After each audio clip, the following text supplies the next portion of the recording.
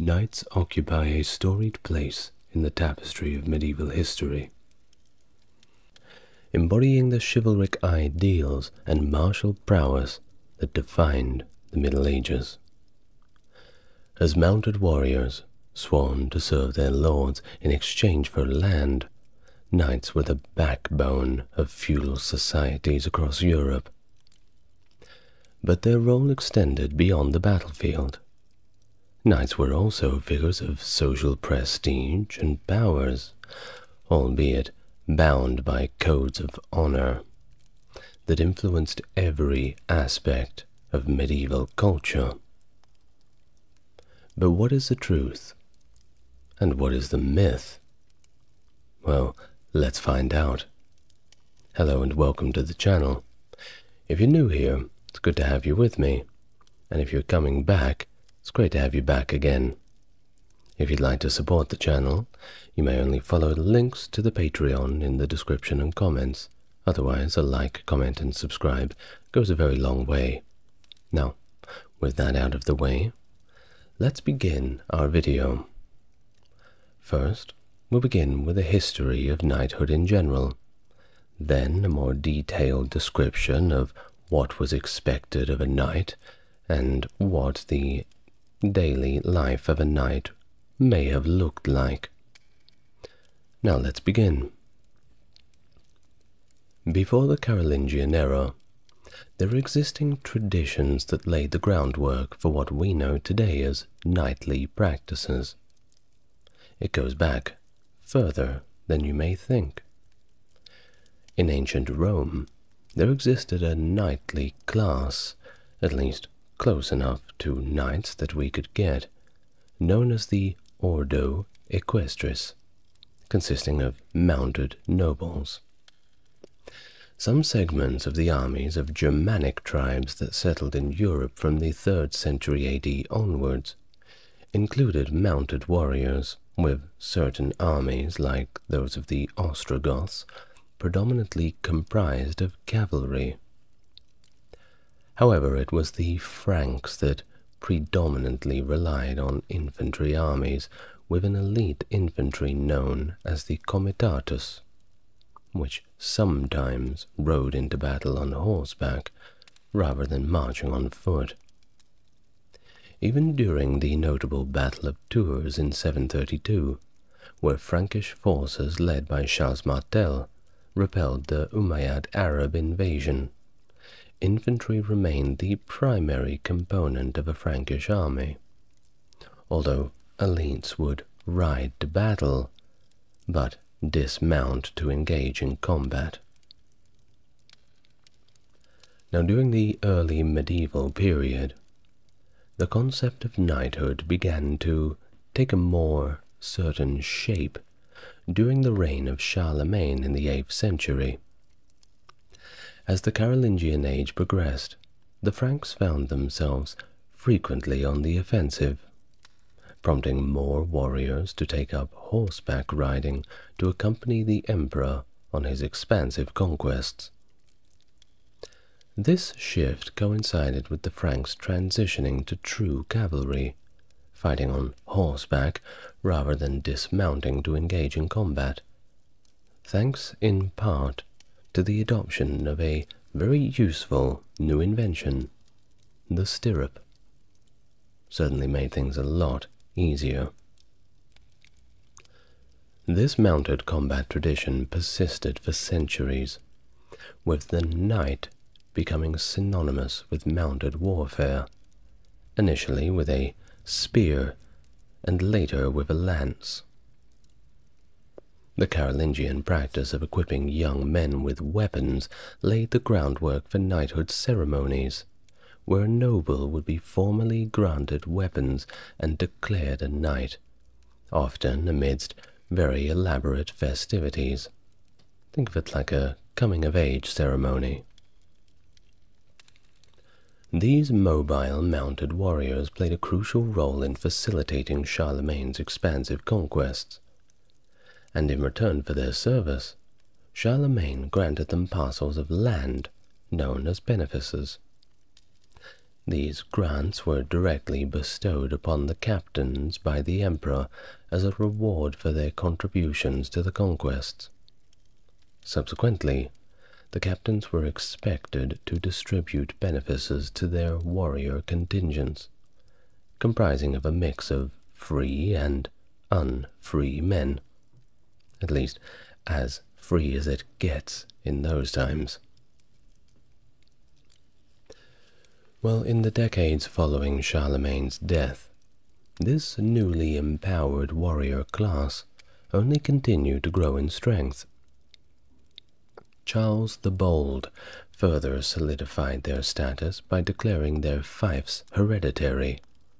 That means you can pass it down to your son, and that son to his son, and so on.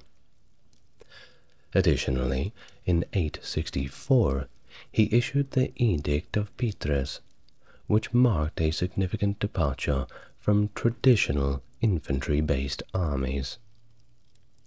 The edict called upon all able-bodied men with the means to afford it to answer calls to arms on horseback, particularly to counter the persistent and widespread Viking attacks.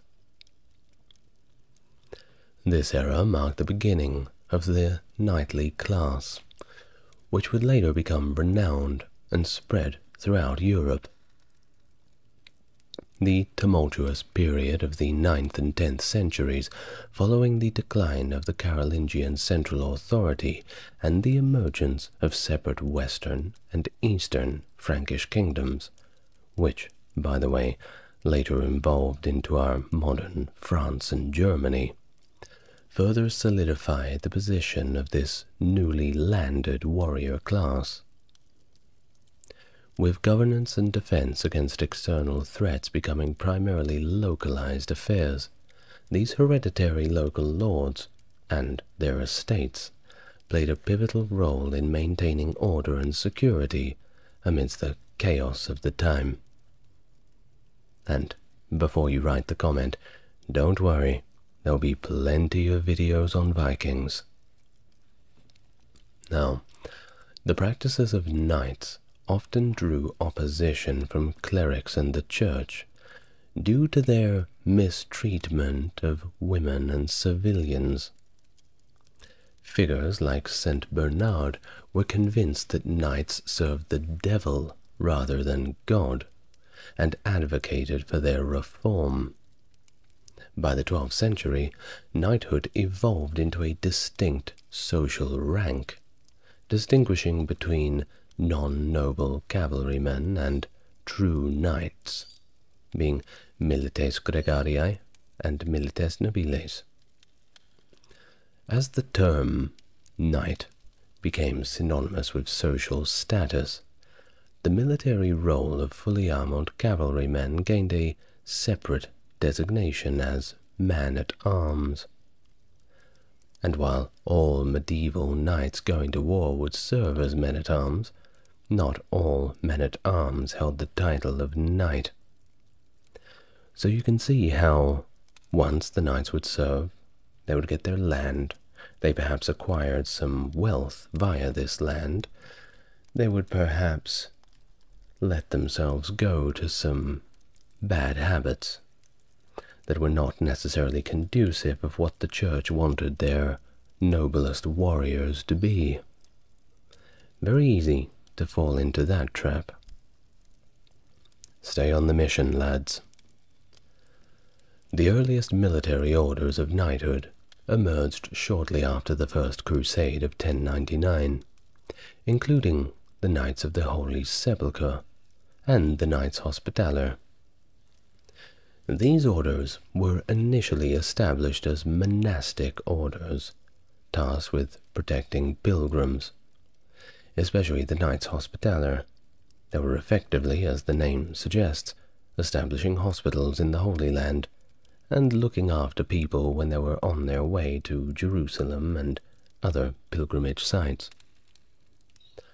Over time, however, particularly with the successful conquest of the Holy Land and the establishment of the Crusader states, these knightly orders would grow in power and prestige, and take up other functions. The romanticized tales of warriors, such as the paladins, and the legends of the Matter of France and the Matter of Britain, played a significant role in popularizing the concept of chivalry among the warrior class. The ideal of chivalry, representing the ethos of the Christian warrior, evolved during the Crusades. It was influenced by the military orders of monastic warriors and cross-pollinated with the Islamic or Saracen ideals of Furusiya, reflecting a complex interplay of cultural and religious influences. Indeed, the Saracens had their own version of chivalry, a code in which an Islamic warrior should behave. And many crusader knights and general warriors of the day reportedly had honored Saladin as actually a character who upheld many of the virtues that, well, some European commanders and generals simply did not. Now, in the Middle Ages, knightly culture was well developed. So what was it all about? Well, let's define some of our terms. By the 10th century, the institution of knights had already become well established, and it didn't just represent a military rank, but it was also a position of higher nobility. Knights, as we know, were granted portions of land known as fiefs by higher nobles in exchange for their loyalty, protection, and service. And these fiefs, of course, provided the knights with necessities such as lodging, food, armor, weapons, horses, and financial support. Now, knights typically held their lands through military tenure, which required them to fulfill military service obligations, usually amounting to 40 days a year. They could be called up when the need arose, and 40 days a year, that's not bad. This military service served as the quid pro quo for each knight's fief. Vassals and lords could maintain varying numbers of knights, by the way, with those possessing more military experience, a better fighting resume, as it were, being particularly prized. Now, for aspiring knights seeking prosperity, extensive military experience was essential. One, of course, had to learn the ropes like any other job. Those who fought under another's banner were known as knight bachelors, while those who fought under their own banner held the title of knight banneret. Of course, these titles would change varying by region, but this was generally the terminology that we can go with. So to qualify as a knight, that was a little bit more difficult. You couldn't just show up. Really, one typically had to be born into nobility, often as the son of a knight or the son of a lord. However, there was some exceptional cases where commoners could be elevated to knighthood as a reward for extraordinary military service. Noble-born children were raised in castles under the care of noble foster mothers until the age of 7. And by the way, living in a castle was often quite a miserable affair. You've perhaps seen the movies, particularly the ones they were making back in the 1960s, in that golden age of when Technicolor films had just came out. They were making all of those films about the medieval times so they could show off the knights' shining armor and bright red uniforms, They often portrayed castles as these places of extreme comfort. But do remember, they were effectively just a citadel, a cold stone fortress, and, well, generally not very nice places to be, filled with rats and smells that you were trying to trace the origin of but never really could. That being said, the price of safety is uncleanliness, it seems. So, like I said, if you were a kid, you would generally stay there under the care of your noble foster mother until you reached the age of 7. Now, upon reaching the age of 7, these boys were designated as pages and entrusted to the castle's lords for their upbringing. Their training regimen included activities such as hunting with huntsmen and falconers, as well as academic studies, which were supervised by priests or chaplains, and it was mainly Bible reading. Pages gradually transitioned into assisting older knights in battle, tending to armor, horses, and baggage, and accompanying them on expeditions, sometimes all the way to foreign lands. So think about it kind of like an apprenticeship. You know, when your dad used to take you to work when you were a little kid on the weekends. It's kind of like that. Well, as pages matured, they received instruction from knights in various martial skills, including swordsmanship, horsemanship, chivalry, that code of ethics, and, of course, warfare, strategy, things of the like. And they often practiced with wooden swords and spears, under the supervision of their mentors, of course. Now, things really began to heat up upon reaching the age of 14, where the young boy advanced to the status of squire. In a solemn religious ceremony, the newly appointed squire pledged an oath on a sword consecrated by a bishop or a priest, a holy weapon, and assumed various responsibilities within his lord's household. During this period, squires continued their combat training and were permitted to possess their own armor instead of simply borrowing it. No more hand-me-downs, finally. Squires were tasked with mastering the 7 points of agility, which encompassed a range of skills essential for knighthood, including riding, swimming and diving, proficiency with various weapons, climbing, participation in tournaments, long jumping, fencing, wrestling, and surprisingly, dancing. Remarkably, these activities were often performed while wearing armor. Now, upon reaching the age of 21, a fully grown man, the squire became eligible for actual knighthood, marking the culmination of years of rigorous training and preparation. The accolade, or knighting ceremony, typically took place during these significant feasts or holidays, such as Christmas or Easter, and occasionally, but not very often, at noble or royal weddings, making it a sort of double event. Preparation for the ceremony often involved a ritual bath on the eve of the event, followed by a prayer vigil throughout the night.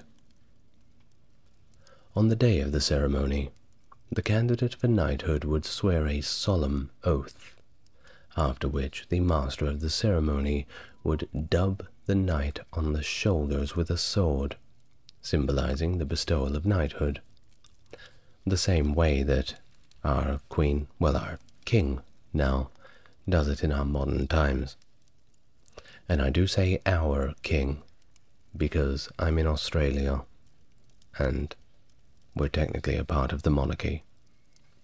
So it is indeed the King of Australia. Now, in exceptional circumstances, squires, or even soldiers, could be directly knighted, skip the queue, so it seems, if they demonstrated exceptional valor and effectiveness in their service. Such acts of bravery might include embarking on important quests or missions, or valiantly defending a high-ranking diplomat or member of the royal family in battle. Of course, to be a knight, it wasn't just a name. Knights were held to very high standards of bravery, military professionalism, and of course, courtesy. When captured in battle, knights were typically treated with respect and held for ransom in relatively comfortable conditions. However, this leniency did not extend to people further down the totem pole. Non-knights such as archers, peasants, and foot soldiers, who were often simply just executed after capture. Especially peasants. They had it the worst. Now, the concept of chivalry, which I will have a full video about in greater detail, but we'll speak of briefly at the moment. It emerged as an early code of ethics for knights, who were wealthy landowners and had to be held to some kind of standard. Initially, the code was focused on loyalty to one's liege and courage in battle, but it evolved during the Middle Ages to encompass values such as gentility, nobility, and the general fair treatment of others. Effectively, it was the way to be a model Christian warrior. In literary works like the Song of Roland and Parzival, the ideal knight is depicted as demonstrating unwavering loyalty, martial prowess, and social grace. By the end of the 13th century, chivalry included a broad range of duties, including participation in tournaments, strict adherence to religious virtues, and the pursuit of justice and charity. During the late medieval era, knights were expected to possess a wide range of skills, as detailed in the Book of the Courtier by Baldassare Castiglione. Count Ludovico, the protagonist of the book, emphasizes that the ideal courtier's primary profession should be that of arms. Derived from the French word chevalier, cavalier, chivalry encompassed both skilled horsemanship and military service, which remain the central occupations of knighthood throughout the Middle Ages. The intersection of chivalry and religion was particularly pronounced during the Crusades. These holy wars helped shape the moral code of chivalry in relation to religion, leading Christian armies to their efforts to sacred causes. And over time, clergy introduced religious vows that compelled knights to wield their weapons primarily for the defense of the weak and vulnerable, including women, orphans, and churches. But it wasn't all war. During peacetime, knights often showcased their martial prowess in tournaments, typically held within the grounds of a castle. These events were grand spectacles, where knights paraded their armor and banners before the entire court as the tournament commenced. Medieval tournaments consisted of halloweds, martial sports that served as both entertainment and real combat simulations. The contests often resulted in injuries and sometimes fatalities, especially in the free-for-all battles known as the melee, where hundreds of knights engaged in combat until only one remained standing. However, the most celebrated and romanticized event, you know what it is, the joust, where two knights charged at each other with blunt wooden lances, aiming to break their opponent's lance or unhorse them. Of course, this was all extremely dangerous. But knights had to keep sharp, and the upper class had to be entertained, right? They were a long way from the Colosseum. Beyond formal tournaments, knights and squires engaged in informal judicial duels to settle disputes. This practice was prevalent in countries like Germany, Britain, and Ireland. Judicial combat usually took two forms: the feat of arms and chivalric combat. Feats of arms were used to resolve conflicts between large parties under the supervision of a judge, while chivalric combat occurred when one party's honor was challenged and the conflict could not be resolved in court. These duels often ended with one party too weak to continue fighting, and in early cases, the defeated party was executed. Notable examples of this include the Combat of the 30 in 1351, and the trial by combat fought by Jean de Carouge in 1386. Another popular form of the chivalric duel in the late Middle Ages was the Pays d'Armes, where knights claimed a bridge, lane, or city gate and challenged passing knights to combat. Yes, that's right, quite randomly, just picking fights with strangers. If a lady passed unescorted, she would leave behind a glove, or perhaps a scarf, to be rescued by a future knight who passed that way.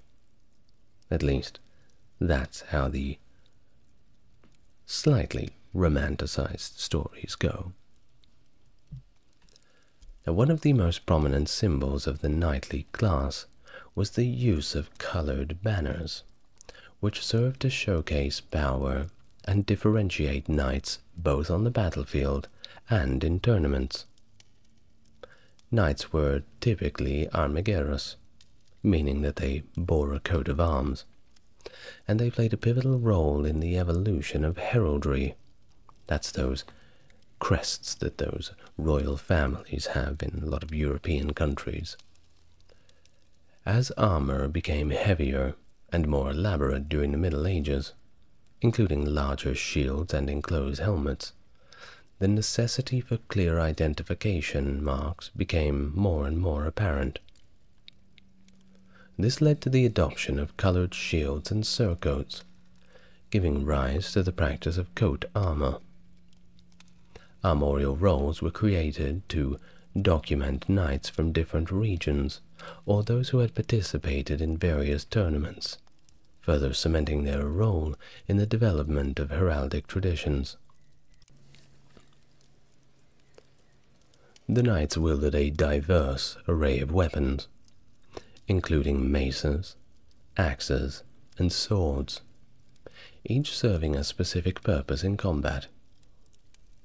The sword, a symbol of status among the knightly class, was designed solely for combat, rendering it ineffective for hunting or practical tasks. Swords were particularly effective against lightly armored foes, while maces and warhammers were better suited for heavily armored opponents. But if you ask me, the axe is always going to be the most important. It's just such a practical weapon. You see, axes, even if they don't penetrate the armor, they have enough weight behind them to crack some bones. It'll put somebody out of commission very, very quickly.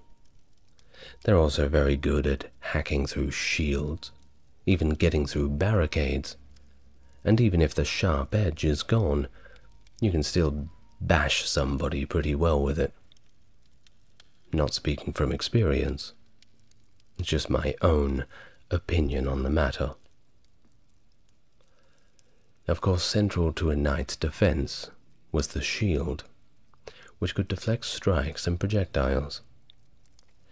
In the Dark Ages, oval shields made of wooden boards were common, but by the late 10th century these shields were elongated to protect the mounted warrior's left knee, resulting in the kite shield. Later, in the 13th and 14th centuries, the heater shield and boost shields emerged, offering different advantages for different combat situations. Until the mid-14th century, knights primarily relied on mail armor for defense. Although mail provided flexibility and decent protection against sword cuts, it was vulnerable to blunt weapons like maces and piercing weapons such as lances. And axes, too. Don't forget the axes. Knights wore padded undergarments, known as acetons, to absorb shock damage and prevent chafing from the mail. In warmer climates, sleeveless surcoats were worn for sun protection, often displaying the knight's heraldic arms. Over time, these surcoats evolved into tabards, waffenrocks, and other garments featuring the wearer's heraldic symbols. During the early medieval period, knights typically wore more open helmets, like the nasal helmet and the spangenhelm. However, the limited facial protection these helmets purported the development of a more enclosed design in the late 12th to early 13th centuries, culminating in the creation of the Great Helm. Over time, variations of the bascinet, originally worn underneath the Great Helm, emerged as standalone headgear, with pivoted or hinged visors, with the hound skull or pig face visor being particularly popular. The introduction of plate armor in the 13th century marked a significant advancement, with plates being added to the torso and attached to a leather base, forming what was known as a coat of plates. This plate protection extended to other parts of the body too, including the elbows and the shoulders, which were covered with circular pieces of metal called rondelles. These evolved into the plate arm harness, consisting of the rear brace, vambrace, and spolder or pauldron. Leg protection also evolved, starting with shin plates known as shinbalds, and eventually transitioning to fully enclosed greaves. Additionally, cuisses for the upper legs emerged in the mid-14th century. Plate armor offered superior defense against piercing weapons such as arrows and bolts compared to mail armor. Knights' horses were also not overlooked in terms of protection. Caparisons, similar to surcoats, provided the first form of medieval horse coverage. Additionally, specialized armor as chanfrons, designed for facial protection, was crafted for horses, ensuring both the knight and the horse were well protected on the battlefield. Knights and the ideals of knighthood have been prominent subjects in medieval and even Renaissance literature, leaving quite an impact on literary romance. A wealth of chivalric romance exists, with notable portrayals of knighthood found in the works such as The Song of Roland, The Twelve of England, Geoffrey Chaucer, and Miguel de Cervantes' Don Quixote. However, perhaps the most enduring representations of knighthood come from the Arthurian tales, including Sir Thomas Malory's La Mort d'Arthur, The Death of Arthur, and other works like Geoffrey of Monmouth's Historia Regum Britanniae, and Pearl poet's Sir Gawain the Green Knight. Godfrey of Monmouth's Historia Regum Britanniae, written in the 1130s, played a pretty big role in introducing the legend of King Arthur, which profoundly influenced the further development of chivalric ideals in literature. Furthermore, Sir Thomas Malory's The Death of Arthur, penned in 1469, solidified that ideal of chivalry, portraying knights as elite warriors bound by principles of faith, loyalty, courage, and honor. Of course, the reality is that many of these knights reportedly felt a little stifled by these restrictions. I mean, nobody's perfect, right? Anyway, in addition to these romantic portrayals, instructional literature emerged to guide knights in their conduct. Geoffrey de Charnay's Book of Chivalry emphasized the importance of Christian faith in all aspects of a knight's life, while still emphasizing the martial aspect of knighthood. Yes, make sure you are just like Jesus, but don't forget the killing, because that's important too. A little bit of a delicate balancing act, I'm sure. Now, in the early Renaissance, there was a notable shift towards emphasizing courtliness, with a greater importance placed on the ideal virtues of nobility, and that being said, it's ideal virtues of nobility, the ideal of it, not the actual situation. Baldassare Castiglione's influential work, The Book of the Courtier, presented the chivalrous knight as the epitome of these virtues. Set in the court of the Duke of Urbino, the book features a discussion among nobility who conclude that the ideal knight should not only be renowned for bravery and prowess in battle, but also for skills in his athleticism, singing, oratory, and his dancing, a real right gentleman. Additionally, he should be well versed in the humanities and classical literature, such as Greek and Latin. A little bit, of a fantasy, don't you think? It makes me wonder how many of actual knights like this, who fit this ideal description, actually existed. Outside of literature, that is. That being said, we all do need something to aspire to, so I suppose there's no harm in it.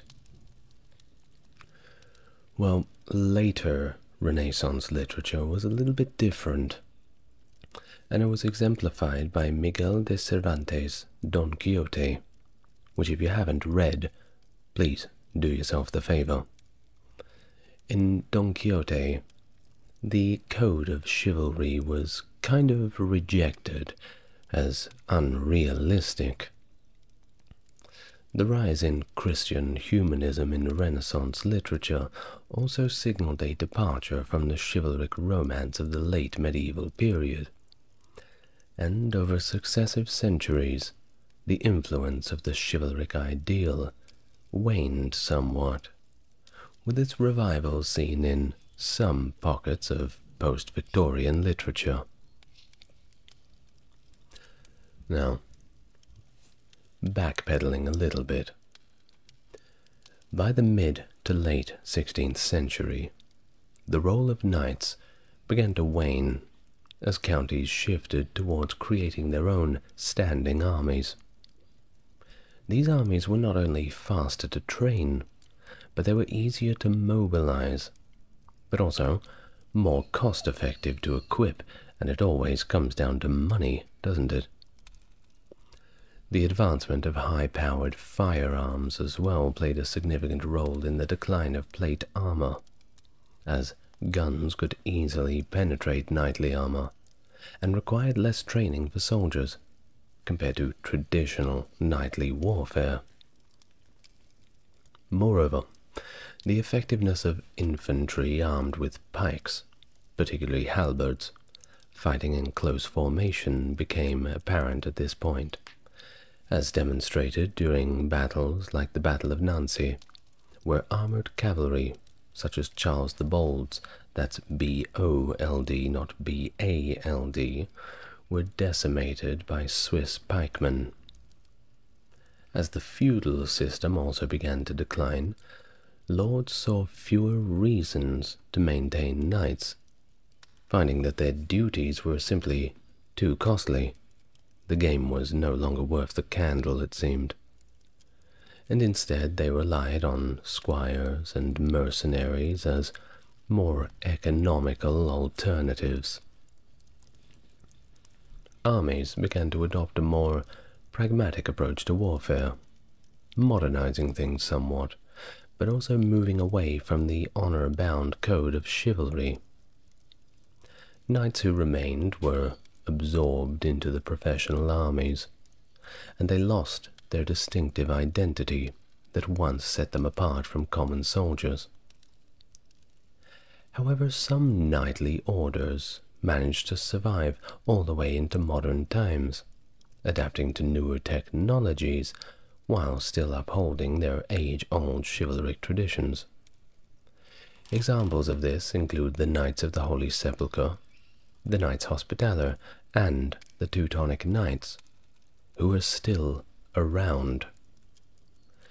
In fact, in continental Europe, various systems of hereditary knighthood that did exist still exist, each with their own unique characteristics and traditions.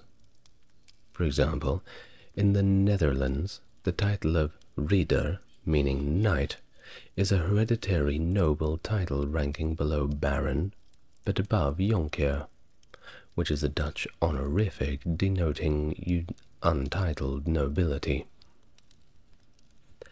The collective term for knightly families in a particular locality is ridderschap.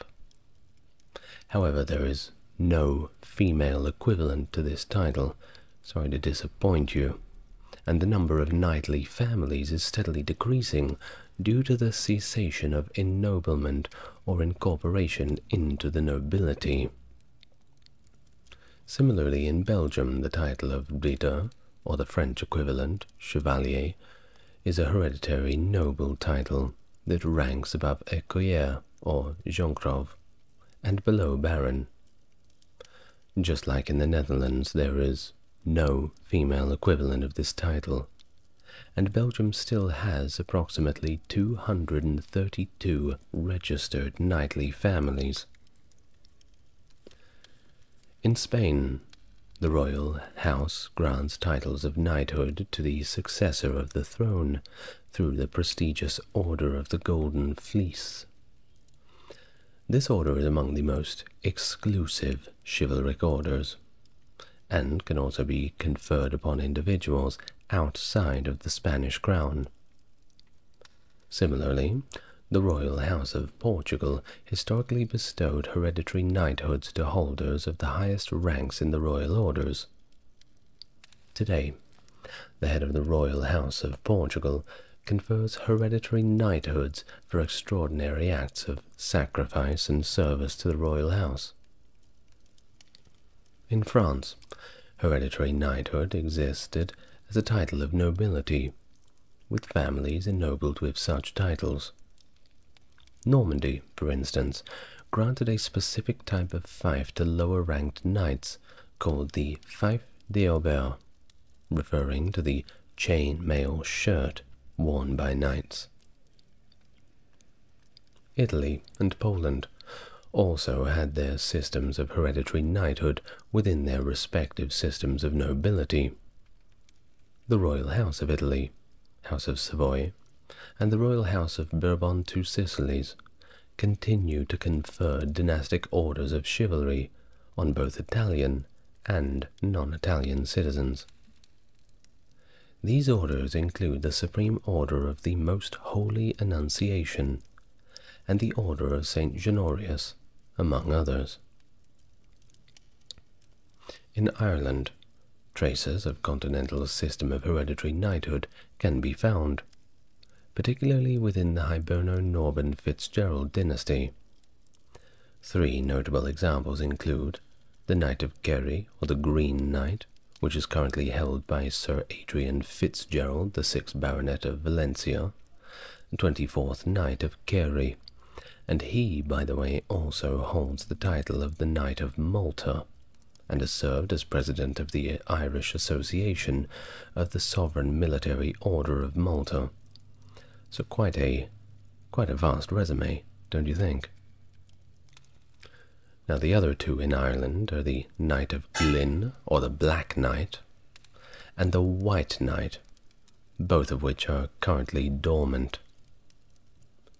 Additionally, the O'Shanassy family was created knights in 1553 under the policy of surrender and regent established by Henry VIII of England.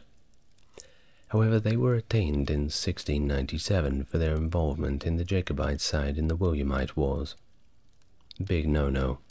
They didn't like that very much. And of course, the most well-known, the British system. Well, in the British system, since 1611, that's over 400 years, my goodness, the Crown has awarded hereditary titles in the form of baronetcies. Now, baronets, like knights, are accorded with the title Sir, but they are not peers of the realm, and have never been entitled to sit in the House of Lords. Similar to knights, they remain commoners in the view of the British legal system. However, unlike knights, baronetcies are hereditary, and the recipient does not receive an accolade.